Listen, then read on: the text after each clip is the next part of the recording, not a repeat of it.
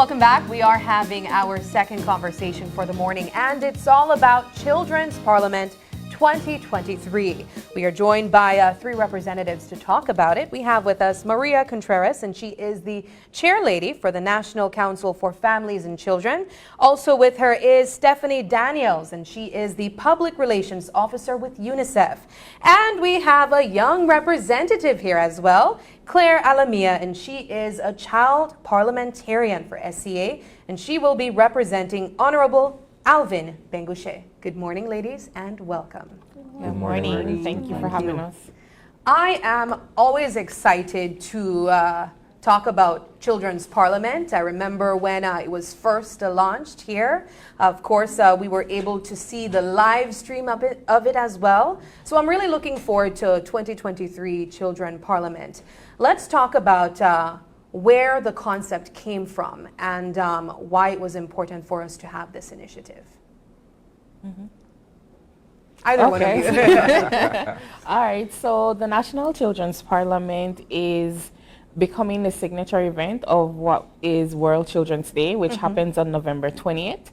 And on November 20th, the world comes together to recognize the importance of the Convention on the Rights of the Child.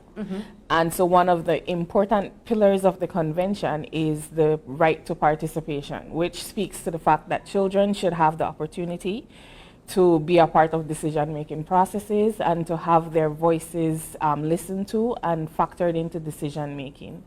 So in Belize, we started coordinating the National Children's Parliament as an example of participation at the highest level. So for that day, children are trained, they are equipped, they are informed of governance processes and how things work to be able to participate in having a conversation about a legal bill that affects them. So my first question, and I'm glad you've contextualized it in that manner. Excellent. How do we move away from what appears to be more of a symbolic activity to something that actually has teeth and meaning? I know we're looking at perhaps a legal instrument and we're debating it and what have you. Beyond that, what part of that debate or that push is actually accepted and taken into consideration in the grand scheme of things? Okay, I could answer that. When the children participate, we usually they present a bill.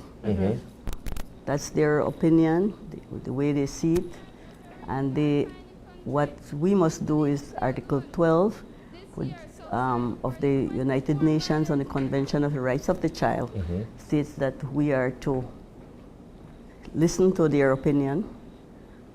As adults, we're supposed to listen keenly and take it seriously.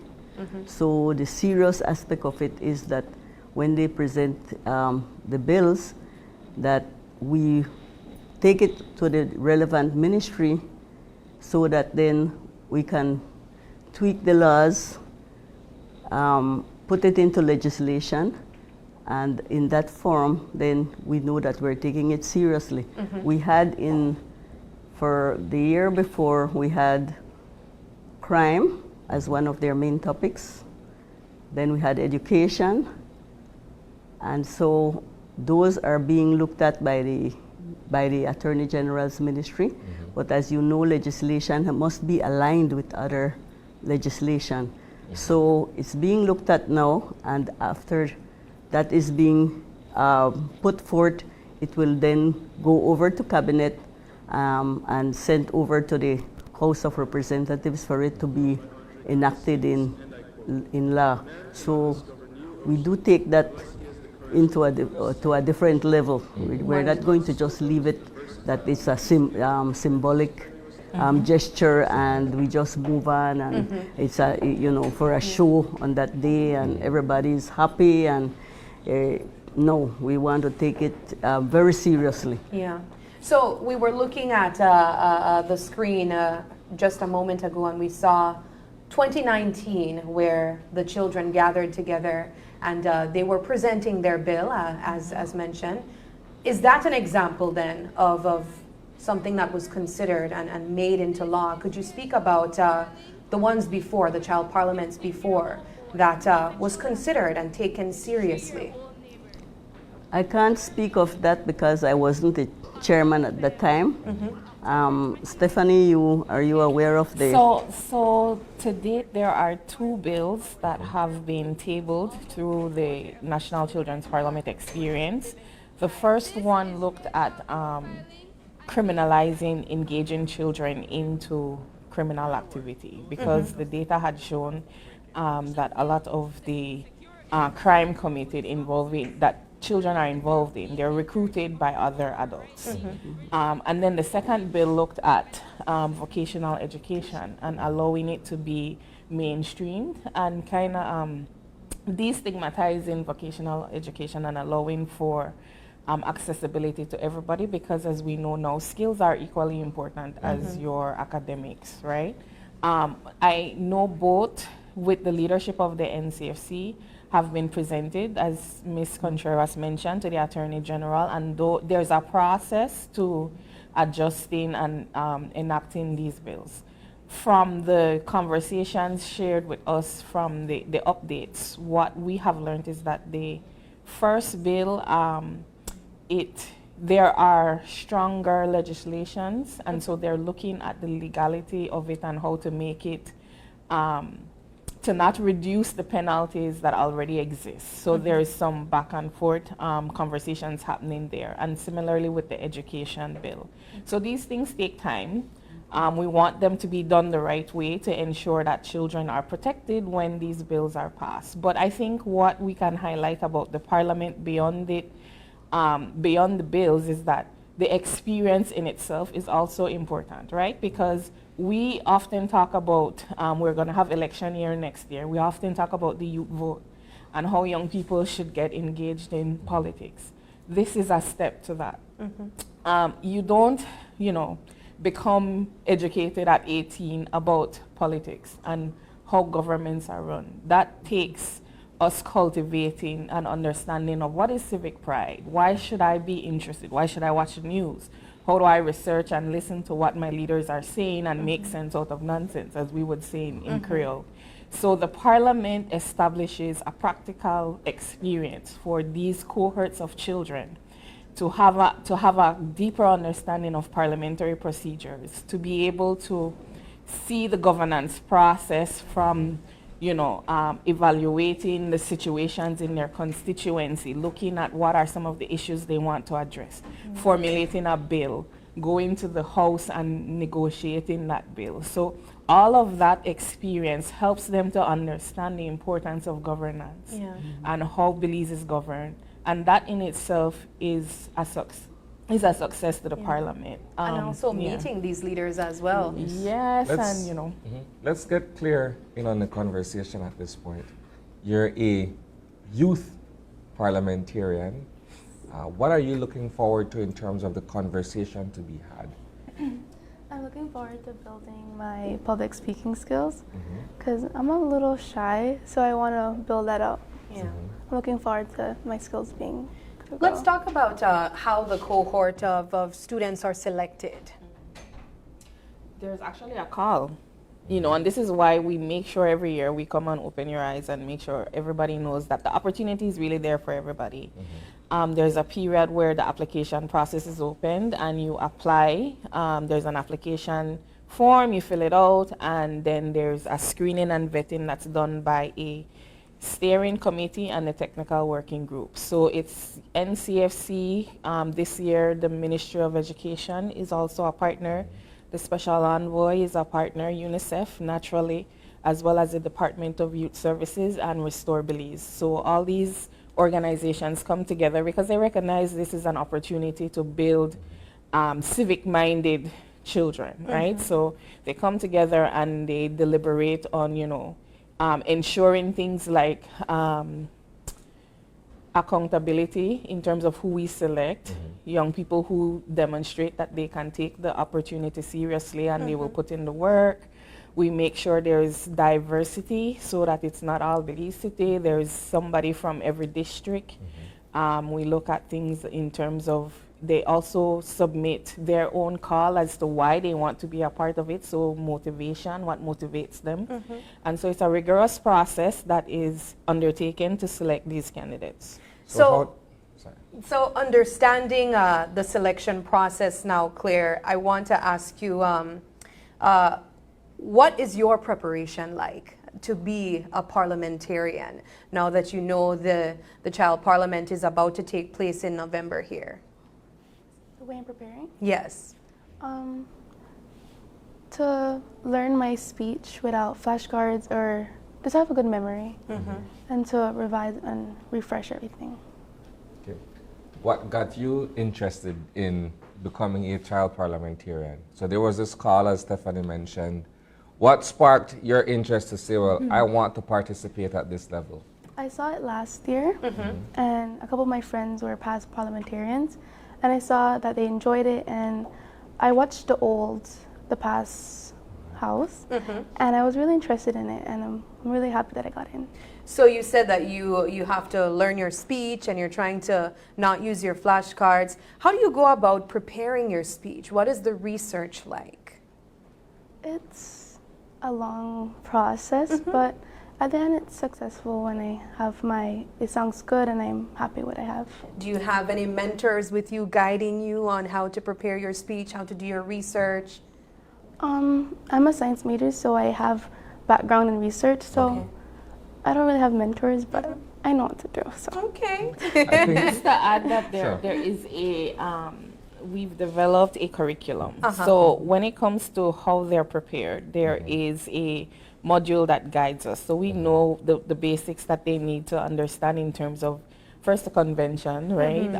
Things like our parliamentary procedures, looking at politics, the dynamics of politics in Belize, and some information on the House of Representatives. A lot of very interesting things that even as adults we didn't know. Yeah. So there's a curriculum that guides them, and we currently have a consultant that prepares sessions for them to learn these things. Okay. So we don't just throw them in the house. There's a preparation, and then there's a boot camp that happens next week where they go and we seclude them so they can, get their minds right and get prepared and practice. Yeah.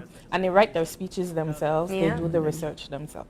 Is there anything new that you've learned so far since preparing for this role? It's a long process. In my head, I thought the senators or representatives, they just go and they think of it on spot. But it's actually a very long process and a lot of thinking to do. I think one of the main things, at least on the surface of it, that stands out is when you look at the idea of decorum in Parliament, right? And you see these kids get up and they comport themselves properly in the honorable house, right? Yeah. And when you look at how the adults carry in the same house, it's night and day, right? Perhaps there's an example to be set if you look at it from that point of view, that the kids are the ones that are actually upholding the respect and the dignity that requires for that kind of a discourse between the government and the opposition, if that were the case. For sure. What do you guys think about that? For the last parliament, if you notice from the few of the clips, the government side was actually helping the opposition side, guiding, holding hands, and ushering in and out, So you could see that there was good bonding with them, and that they were there to conduct business and to do as best as they can for the country. Yeah. They spend a lot of time understanding orders. Yeah. And understanding, how things, the way the house functions. And for me, that's the fascinating part, learning about, like, before this parliament experience, I didn't know about the mace bearer and, why that was important and how he guides the flow of the meetings. And, so I think there is value in exposing the younger generation to the sanctity of our national spaces and understanding that you may see something different on TV, but in terms of how it should work, you know. Yeah. This is shifting their mindset. So we know that a booth camp is coming up and preparation is still taking place for the actual Parliament to come later in November. Give us the details of what else will be taking place, just some more details, and when the date of Child Parliament is. Okay, the date of for the 8th, the 9th, and the 10th of November is when we concentrate. We have all of them together. The 8th and the 9th. The 8th, they go into the camp. The 9th, we have the mock at the Parliament itself, where they go and do a dry run, a practice session. And then on the 10th is the real Parliament. It's pretty much hectic because we have a certain schedule for every activity that will take place with them. This is the time when they get little butterflies. They're nervous. We have to calm them, you know, prepare them, work with them. We try to make the children as comfortable as possible. We have chaperones. We do everything to take care of the children at the camp. And on D-Day, that's when they go there and they showcase. We also have awards given to them.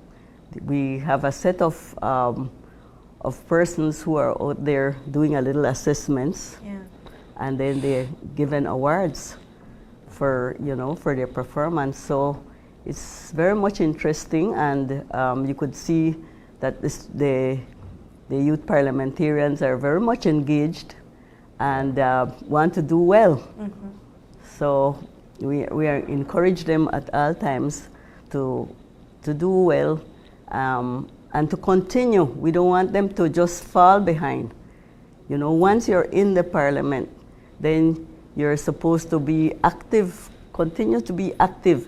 It's like what Claire says, you know, you go through a period of shyness, but after that, you begin to be confident, and that in itself develops the child, you know, and from there, well, the sky is the limit for Claire, right? And they can also become youth ambassadors for country. Yeah, and that's what I was going to mention. That's my last point and question that I want to pose. Oftentimes, when we think of young parliamentarians, we think of these young people that might be interested in politics. Of course, there are young leaders in their own right. So my question to you, Claire, is do you have any aspirations of being a part of politics in the future after this experience? I'm not 100% sure, but after the big day, I'll see if my mind changes. You'll see. Maybe we might see you in the House maybe a decade from now or less, you know? Yes. All right.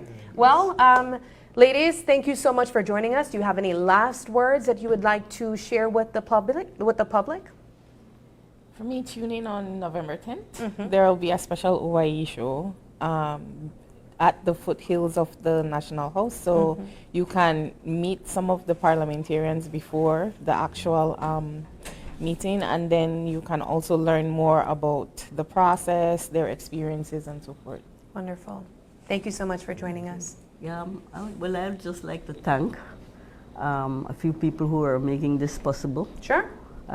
We have Madam Speaker of the House and President of the Senate and their staff and the staff at the National Assembly who's working closely with us in preparation to prepare the children. We have Mrs. Elena Del Cid, who is the consultant for the parliamentarians and who the young people interact with from time to time. We also have UNICEF, who we have to thank. NCFC staff for coordinating and getting this done. We also collaborate with the Ministry of Local Government. So behind the scenes, there are lots of people collaborating to get this event going, and so that it becomes a successful event. Yeah, excellent. Thank you so much for joining us. We appreciate the information, and we look forward to celebrating Children's Parliament 2023 later in the month. All right, we are going to take another break, and when we come back, we are switching the conversation to cultural activities in the month of November. Stay with us.